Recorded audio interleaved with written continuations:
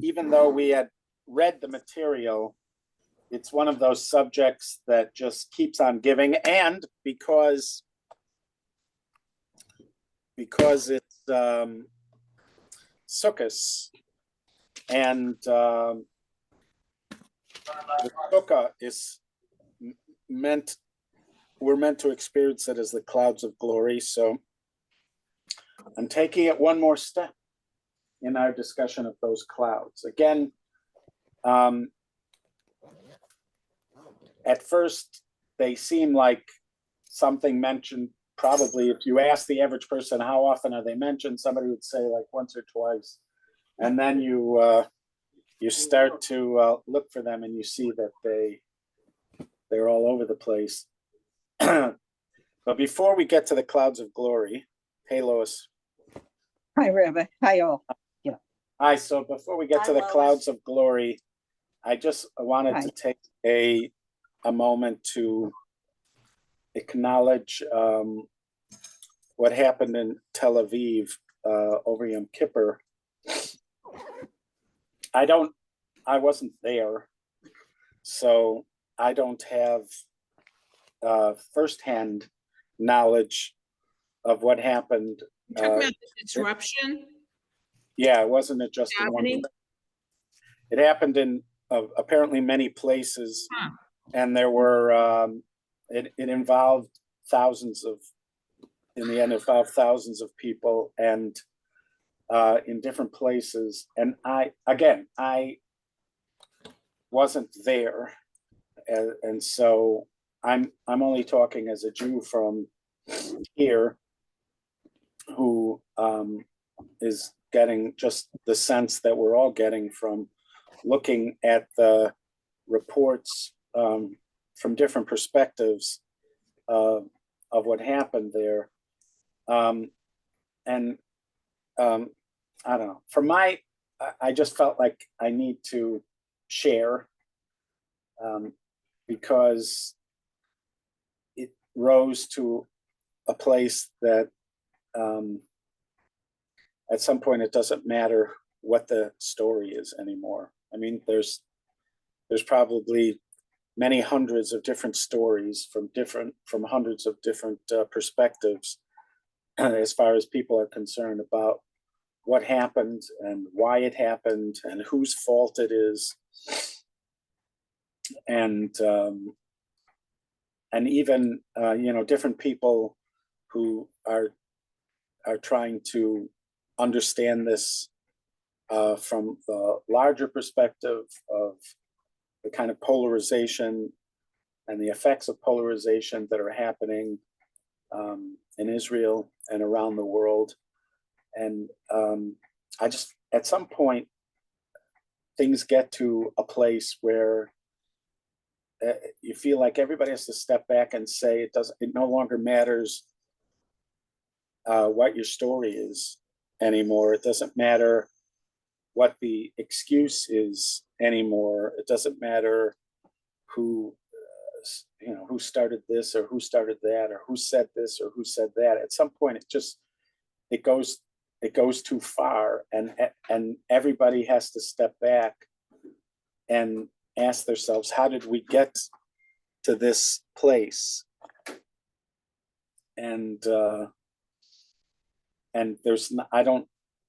there shouldn't be an easy answer to that question. There certainly shouldn't be a soundbite that satisfies anybody as to what this means or how we got here. It should be a time for deep introspection and even we who are not there need to ask ourselves what this means to me, and to accept responsibility, and to try to look inward and to ask myself, what am I doing as part of the problem, and what can I do to help resolve it? There are Jews, fighting with each other, throwing things at each other, shouting terrible things to each other on Yom Kippur. It's not acceptable. It's never acceptable at any moment. But when it happens on Yom Kippur, it just seems like this, there has to be some kind of timeout that and I get, when I'm looking towards myself, part of the question I have to ask myself is, why does it make a difference that it's on Yom Kippur? This should never be tolerated under any circumstance. There should never be cause that there never should be justification, but there never should be cause for, Jews with such hatred towards each other. But when it happens on Yom Kippur, it seems almost like a prophetic moment, like a whistle blows and everybody has to get out of the pool, because this is just going too far. I remember being in Israel before Yitzhak Rabin was assassinated. I actually was in the States. I had already moved when he was assassinated, but I remember the language and the vitriol and the hatred that was already overtly expressed between different peoples, along a couple of years before then. Yeah. And I remember various incidents where people were saying just terrible things, expecting that there was permission to say terrible things, and that somehow they had the right to say terrible things about him or about other people or about people that supported him, or on the other side, but especially in the circles I was moving in, it was more common for me to hear people with vitriol towards him and towards the idea, the kind of move that it seemed the government was making, with him. I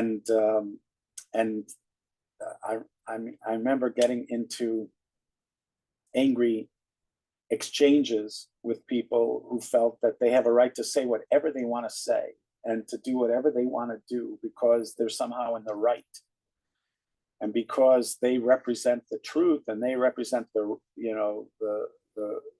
somehow correct, that they're justified in saying and doing whatever they want to do. And certainly, there was the horrible result of that, which was carried out by one human being, but we all, it was something that we are all a party to and a part of, and I remember after his assassination, the shock, but also the sense of guilt. And then the question was, what can we do moving forward? And to me, this is a moment like that. There's a moment like that where, something terrible has happened, and calls for inward looking, not pointing, not blaming, not ratcheting up and marshaling forces and support for one group or another, but inward reflection. And the question I think I need to be asking is, what have I done? In other words, what have I done with horror because I am somehow a part of this, and I am responsible for this. If I don't think like that, then nothing will change, and no fixing can happen if I don't personally see that I am complicit, that I'm responsible, and that I have to take ownership of it, and then I have to look, you know, with my own, lens, and at the fallout from it, and ask myself what I can do to, start to pick up the pieces from it. But it's absolutely, it's horrible. It's absolutely horrible. And yeah, so I don't have more than that. I just wanted to acknowledge it and to say that. And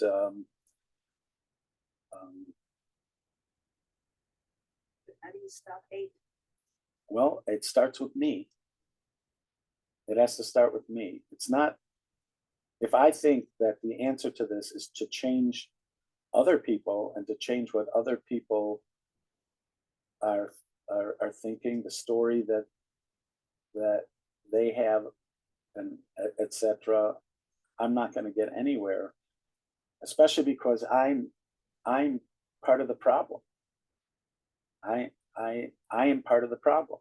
I might live here, but I am not separate from the people there. And this something like this is not, it can't be explained just to say that there are a couple bad actors. No, this was way more than And it's happening in, it's happening in an environment where there's a lot of other very, very sensitive, very, very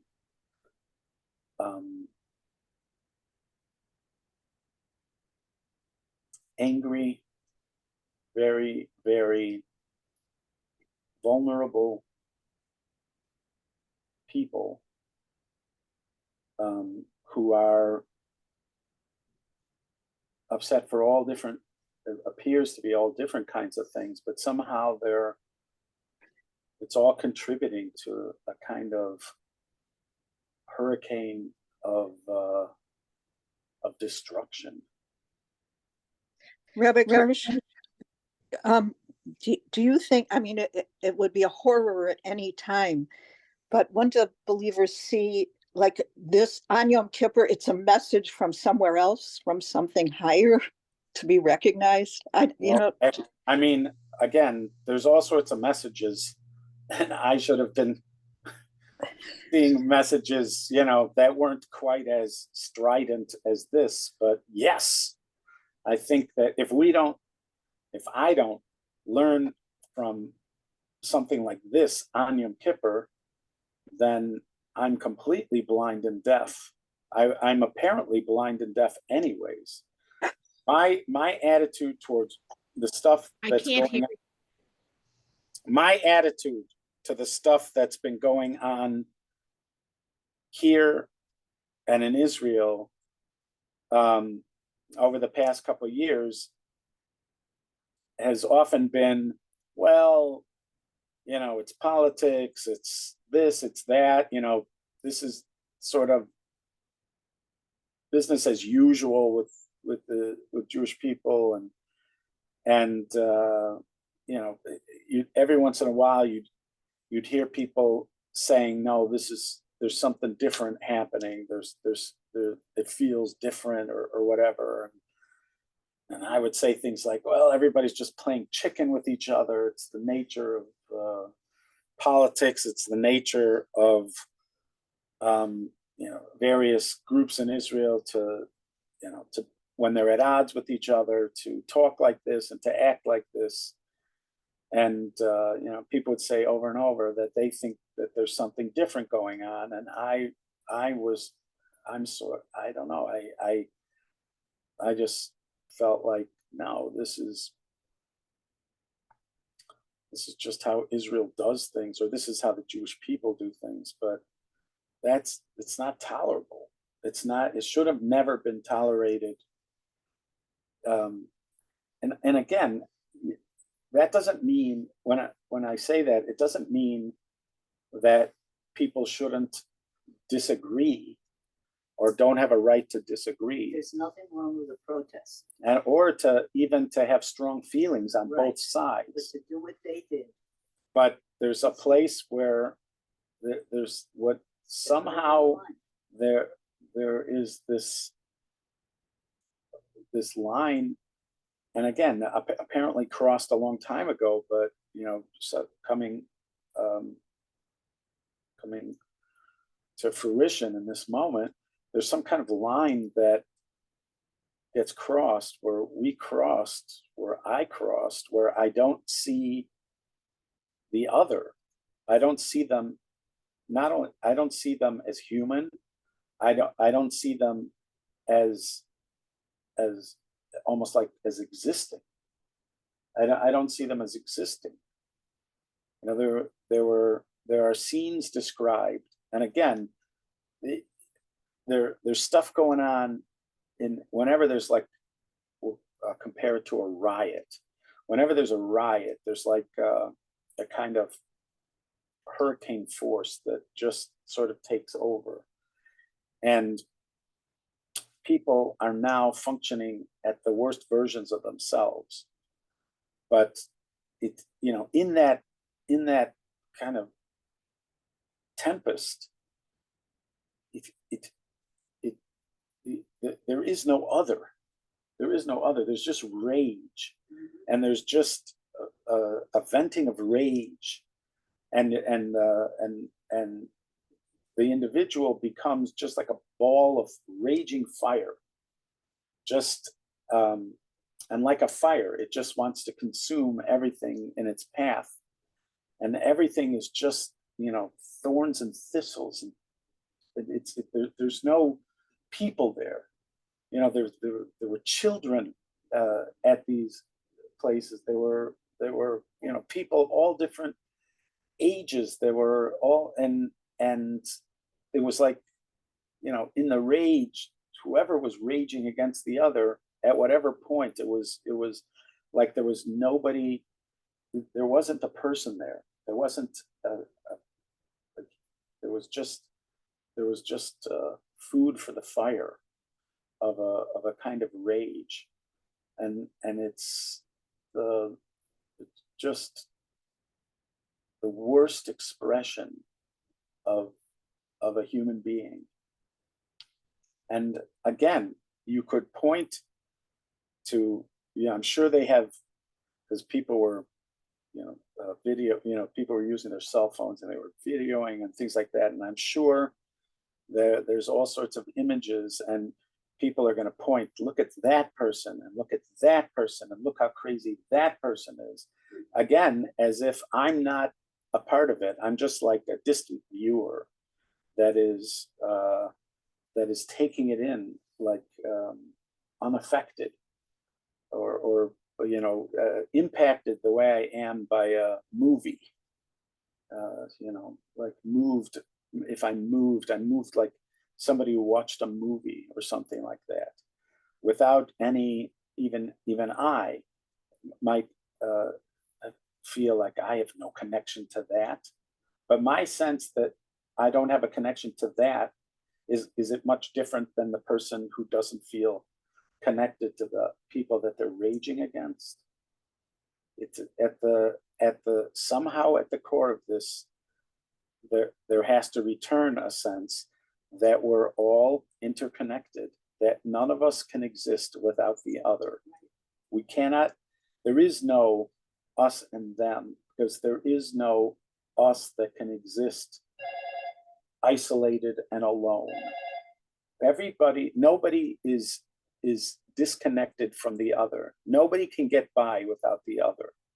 It's one of those lessons that is often mentioned from Sukkot about the Dalet Minim, the 4 species that are bundled together, and each one sort of representing a different class of people. Even the way that's described, there's a kind of us in them, because there's the righteous person with all their with all their mitzvahs, but even the righteous person has to hang out with the evil person. But even if you step back a bit about the specifics, that the lesson that is often said, that's often taught from the Dalet Minim, is that there is no mitzvah if you don't have all 4. And that is meant to express the bigger idea that there is no possibility of us without them. There is no us and them. There is no us and them. There is a beautiful teaching from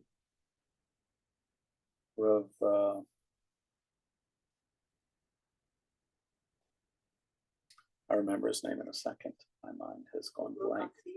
But in the introduction to his sefer called Shari Yosher, so he writes about the mitzvah of V'ahavta l'reacha kamocha, loving your neighbor as yourself. So it was a kind of mentoring about that mitzvah, that the goal of your practice should be that as you widen your circle of loved ones, you begin to realize that loved ones are, at some point, there is no them. It's only us, or it's only me.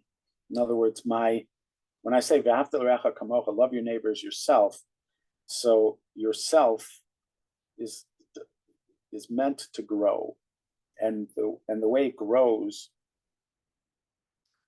is by sort of recognizing your interconnectedness with the other person. When you love another person, this is what you're experiencing. You expand, as it were. Now this other person is no longer another. They're you. They're you. Your sense of you, which we often call us, that sense of you, expands, and that it's that as you progress, as you move, that circle widens. And so initially they are another, they're just your friend or whatever, but eventually they become you. And so this us widens and widens and widens. And you see this with great people, that with great people, their sense of identity is not located in their body. Their sense of identity expands. And when you encounter them, you feel the love. You feel that love. But you also, one of the things you notice is that their locus of being is not in their body. Their locus of being is much bigger. At some point I call them a man or woman of the people, and because you recognize it, that their locus of identity is broad and encompasses the whole what appears to be a group of individuals. It's that they live, their body is us, and that this isn't just an accident for a few great people, but that this is a kind of model for all of us, that part of the design, part of the purpose of being guided to v'ahavta l'reacha kamocha. When somebody like Rabbi Akiva says that klal gadol b'Torah, that word klal is a word for like us, klal Yisrael, the totality, the usness.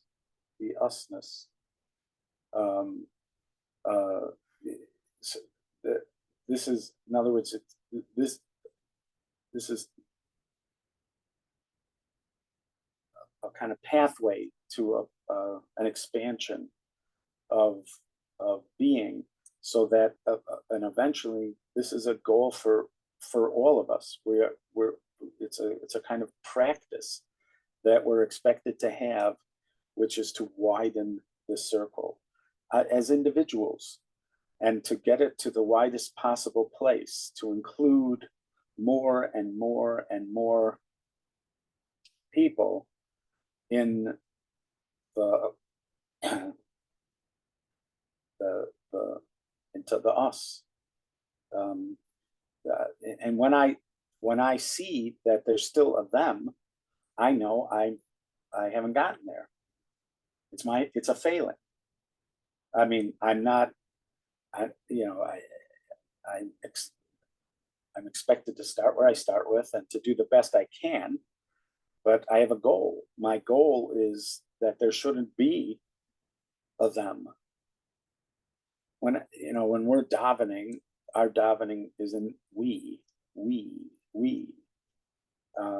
For the most part, almost all of our davening is like that. It's rare to have something.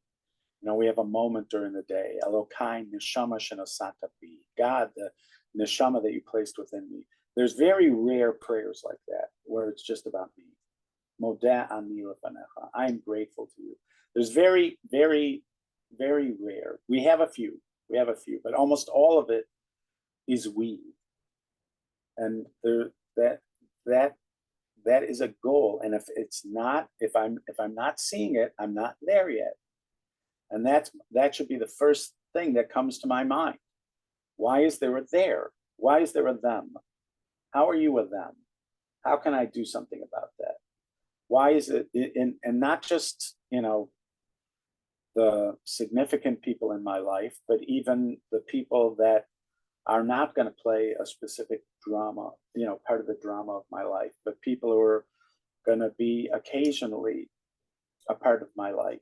They also need to be a part of the us. And if it isn't the case, then if I see them, if I'm looking at video from those events, and I see a them, and I experience them as them, that's my first lesson. That's not them. That's me. That's how it's supposed to be. That's me. I did that. And if I don't feel that, I should. And I need to work towards that. And so my first reaction, whenever I see somebody misbehaving or doing something that I don't agree with, my first reaction is to put space in between me and them, to tell the story why I'm not them. But that's not good enough. And it's certainly not good enough now. It is not good enough now. Finding ways to again, we even family have disagreements, and it's a part of growth. It's a part of learning. It's to air those out, and we're supposed to do that. Hocheach tocheach samisecha. You shall rebuke your fellow, but they are amisecha, your people. It doesn't work if I don't recognize that I'm, in a sense, rebuking myself. And somehow, for me, that's, I have to know that. I have to know that. This didn't happen 7,000 miles away. This didn't happen, it's in Tel Aviv. Of course it's in Tel Aviv. Tel Aviv. Why is anybody living in Tel Aviv?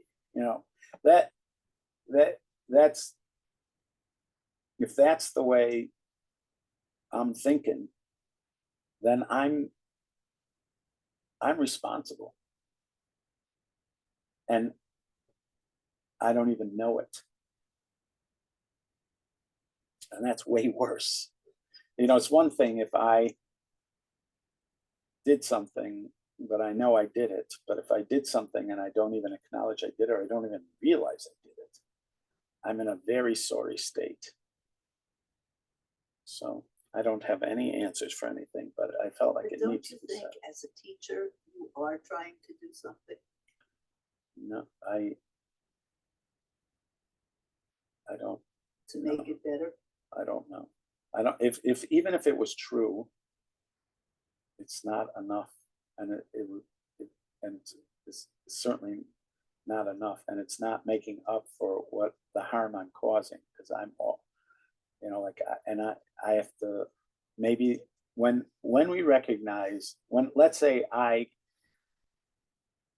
admit to the fact that I have many failings. Let's say, I'm at that stage where I'm just looking at myself and I admit I have many failings. It's unreasonable to think that I'm suddenly going to change into a person who only, adds to the world and is only adding positive to the world. It's unreasonable to think I'm going to do that right away. So what happens? So I'm pragmatic. I make mistakes. So does it just end there? So it can't just end there. In other words, I also can't, I have to go on even though I make mistakes. I have to move forward even though I make mistakes. But I have to take responsibility for my mistakes. I also, again, going back to that earlier point, I can't, the worst state would be that I don't even know. So that can't be. I have to look at it. I have to take responsibility for it. It's very hard. It's the hardest thing. It's one of the hardest things to ask of myself, is to stare at my failings in the face and to look at them and acknowledge them. That's one of the most difficult things that is asked of a person, and certainly for me. But I'm much worse off if I live in denial and I won't even, acknowledge my failings, and I won't look at them. I refuse to look at them. And so I have to. But Rabbi, whatever your inner reflection is, what more can you do but teach this message that you're giving us in this respect? I mean, whatever you feel about yourself, inwardly, I understand, but outwardly, what more can you do than what you're doing?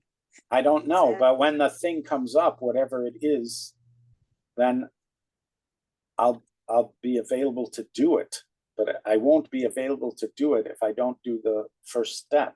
And I don't know what it'll be, but whatever it'll be something, because it has the maybe I'm not the right person to make an immediate change in what's happening, but when the right time comes, I'll say something. Before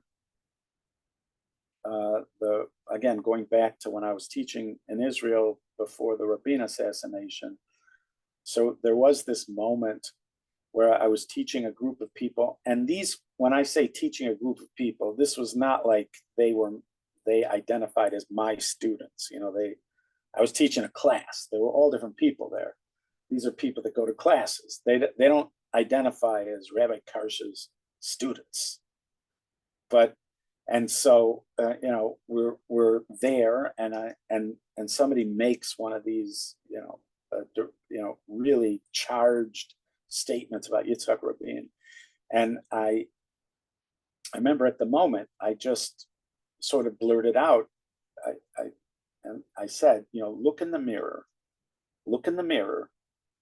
because when you say Yitzhak Rabin, you mean you.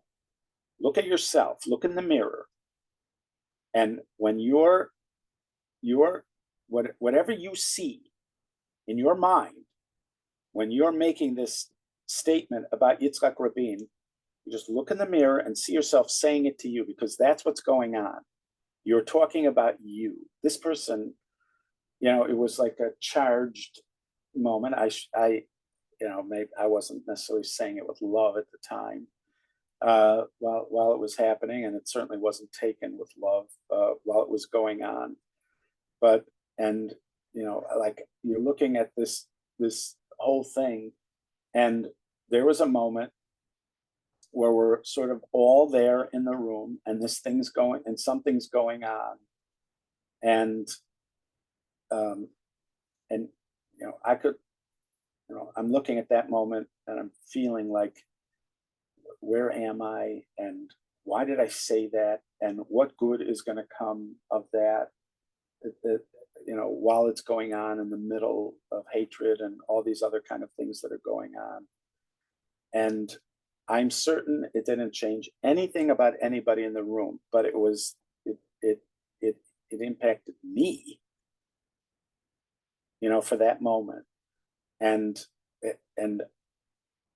I started to, see things differently at that moment, or maybe more actively in the front of my mind, at that moment.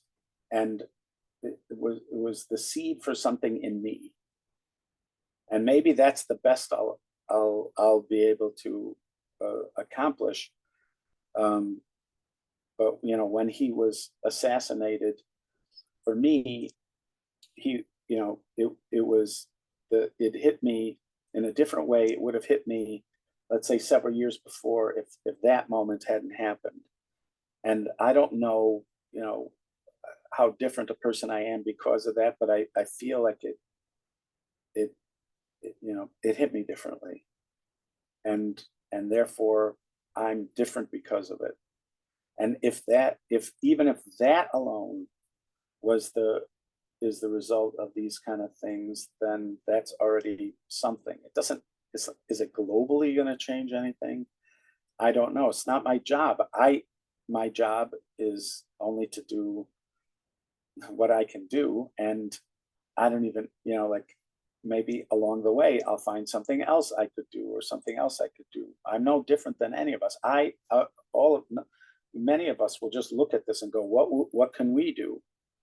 Right. But we can at least do that inside work, and we could at least grow. And that's already something that, and then our friends are exposed to the change that happened with us, and their friends are exposed to the effect that happened on them. And maybe none of us even know to follow it. Maybe none of us even recognize that happened. And that's our contribution.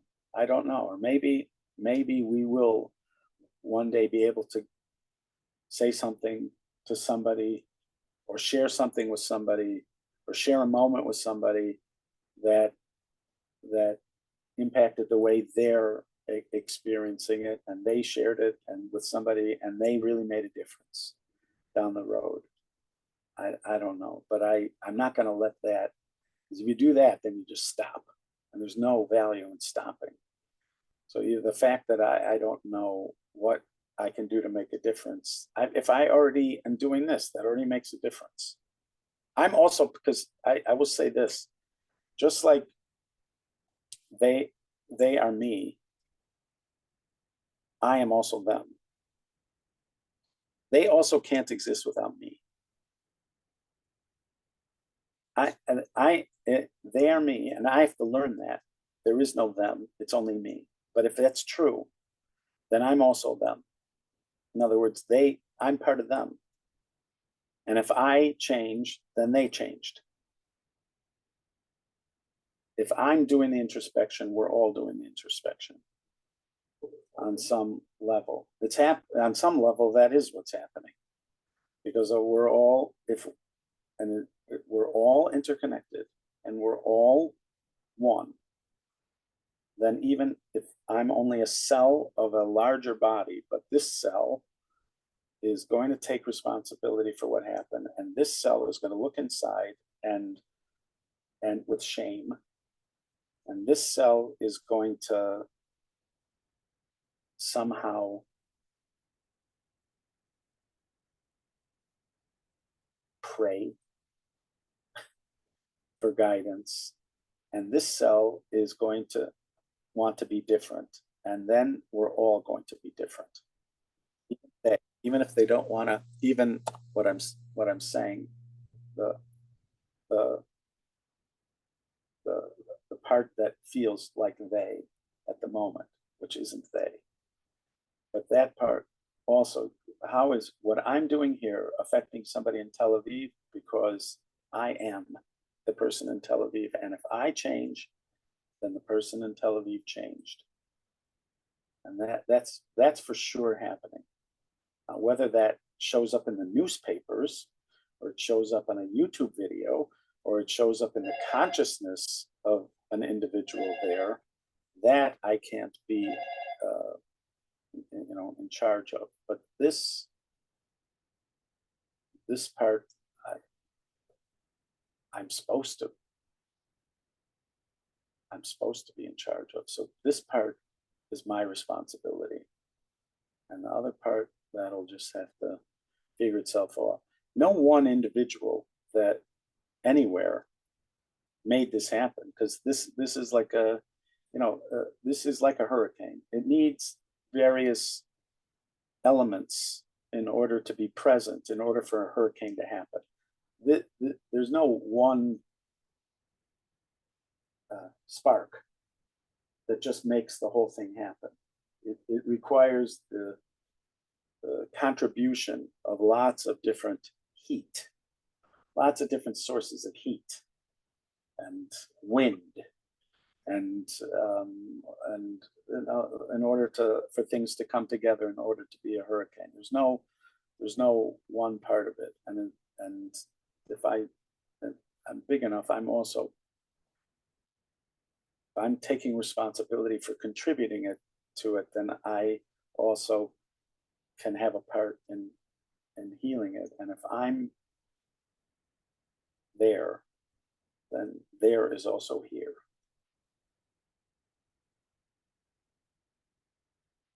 All right, that was an unscripted moment, but I felt like it had to be said. And now on to Sukkot. So my son, how ironic, Sukkot, the holiday of oneness. I know, it's not ironic. It's not ironic. So I want to read, this was a little something from my son Shauli. He sent it to me yesterday, but I thought it was, it had this fantastic kernel that I wanted to share with you. So it starts like this. The Gemara in Sukkah, in the Tractate of Sukkos, gives several examples of when one should start educating their child. Educating, the actual word is chinuch. Chinuch means more than just educate. It means to inaugurate.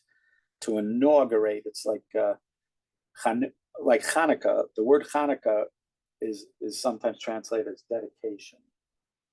But the way they dedicated the altar is they started using it. You start using it.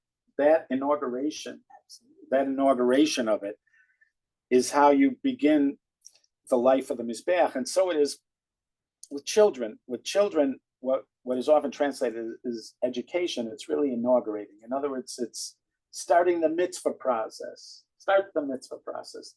So you help them start to do mitzvahs, and that's how you sort of inaugurate them as a Jewish human being.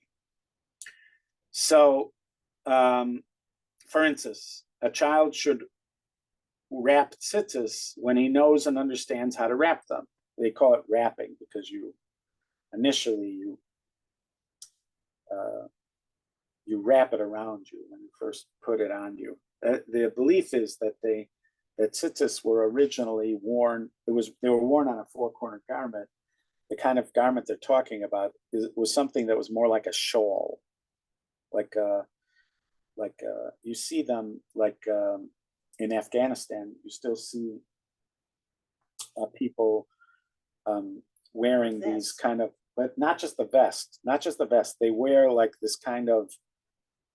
They have it's a kind of shawl that they wear around their shoulders, and they can put it over their head when it's cold, or they can have it, but it's like and so anyways, that's called wrapping tzitzis. When he knows and understands how to wrap them. Similarly, he should shake the arba minim, the 4 species, when he knows how to shake them. A third example given is that a father should start learning Torah with his child when his child knows how to speak. Now, with regards to the beginning of inauguration or education of the child with the mitzvah of sukkah, he says, one would have suggested that it begins when a child can sit. What do you do in a sukkah? You sit in a sukkah. So the minute a child knows how to sit, child should sit in the sukkah, but that's not what it says. The Mishnah in sukkah says that a child should start sitting in the sukkah when he no longer needs his mother. Ooh. Which Reish Lakish in the Gemara defines as when the child wakes up at night and cries for his mother, but then stops crying when she doesn't come.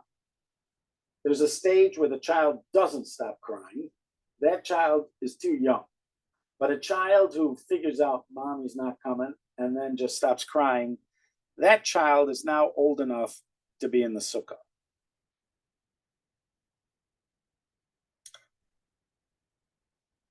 This just seems like an outlier. It just seems like a complete outlier. All the other ones, you know, they seem connected to the mitzvah. When should a kid start talking Torah? When they can start talking. When should a kid put on tzitzis? When they can wrap them. When should a kid start shaking the look? When they can shake it. But what does this have to do with sukkah? When it stops crying for its mother? Because you're going to stick the kid in the sukkah without his mother because the boys sleep in the sukkah. And mommy's not going to come when he gets up. Okay, that might, you know, that even that's somewhat indirect. Yeah. Okay, but so based on our discussion from the last few weeks, you might already have some sense of where this is going. The sukkah, he said, is referred to as a kind of shade of faith. Sela de Nusa, the shadow, the shade that you feel that you're under. It's called in Aramaic, it's called the shadow of faith or belief. The reason for this is because the sukkah represents the clouds of glory that surrounded and protected the Klal Yisrael, the people of Israel, when they were in the desert, when in the Midbar. We therefore sit in the sukkah to show that in the same way Hashem protected us then, he's always protected us and will continue to do so. In a similar vein, Rav Shem Shafal Hirsch says that we sit in a sukkah to symbolize the idea that we don't need a sturdy structure to protect us from harm. Rather, we have Hashem to protect us, no matter what we live in. The Arizal, Rabbi Isaac Luria, says that the minimum measure of walls for a sukkah are 2 walls and a little bit. And if you think of 2 walls and a little bit, they're like the arm. You have the arm, you have the two, you have this part and you have that part, and then the hand. The tefach is a hand's breadth. So you have like the arm and a hand, which he says is the minimum, you know, for an embrace. When somebody's embracing you. This signifies that we're in Hashem's embrace and that we're in good hands. In light of the above, we can suggest the following. From the time a child is born until a certain age, he's completely dependent on his mother. His mother's everything, the one who he completely relies on for his survival. But when she reaches the state, he or she reaches the stage where he or she cries for his mother and then stops, even though the mother didn't suddenly leave his life, he realized he's no longer completely reliant on his mother for survival. As soon as that happens, he now is open to the idea of emunah, of relying on God for everything and no one else, even his mother. In other words, it's going to be a stage of development. The child initially, who takes care of the child? His mother. But at some stage, they start to realize that it's not just their mother. There's going to have to be others or themselves. And then that's the beginning of the opportunity to teach the child emunah. In this case, emunah is often translated as as belief. But in this case, it's more like trust or faith. In other words, that reliance, that where is the opening to start to teach the child about relying on God, reliance? The opening to teach the child about that is when the child first realizes it's not going to be just the mother. So this is it's sort of just a beautiful, beautiful illustration of this. What is the age when a child's ready to learn to start observing sukkah? When they can learn that God takes care of them, that they're relying on God. That's going to be a step-by-step process, but it can only start at that point. Up until that point, there's no room for them to learn it, but at that point they are, which is this notion again of the clouds of glory and being in the kind of divine embrace, which is part of what the sukkah is meant to allow for, express, or represent.